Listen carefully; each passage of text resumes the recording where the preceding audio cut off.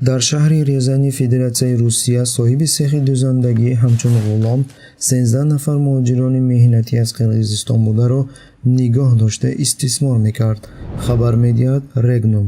дар натиҷаи шикоятҳои зиёда аз тарафи муҳоҷирони меҳнатӣ карда шуда, ки маъмурияти ширкати Феврал аз кормандони хориҷии худ шиносномаҳояшонро ситонида, музди меҳнаташонро пардохт намекарданд, кормандони ҳифзи ҳуқуқ дар ширкати мазкур тафтишот гузарониданд. дар рафти тафтишот аён гардид, ки муҳоҷирони меҳнатӣ аз Қирғизистон буда ба таври маҷбурӣ бо мусодираи шиносномаҳо ҳамчун ғулом нигоҳ дошта мешуданд.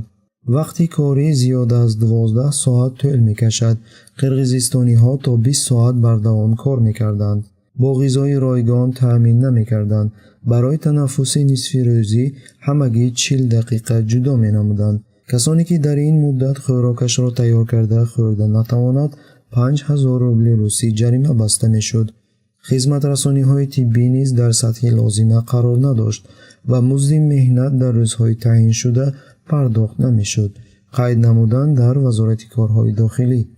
инчунин кормандони ҳифзи ҳуқуқ қайд намуданд, ки аксарияти муҳоҷирони меҳнатӣ мехостанд аз сабаби шароити вазнин, ҳақирӣ ва дашном шартномаи муздуро бо ширкат қатъ намоянд, вале маъмурияти ширкат аз кормандони худ шиносномаҳояшонро ситонида ҳамчун ғулом маҷбуран нигоҳ дошта, бо баҳонаҳои гуногун музди меҳнаташонро пардохт намекарданд. коркунони сех ҳатто ба дорухона барои хариди доруворӣ рафта наметавонистанд, зеро бо худ санадҳои лозима надоштанд, шарҳ доданд дар хадамот. Өзүмөлдөп турган, эч ким ичинде эч жакка чыгарган эмес, паспортторун алып койгон, медициналык жардам көрсөткөн эмес.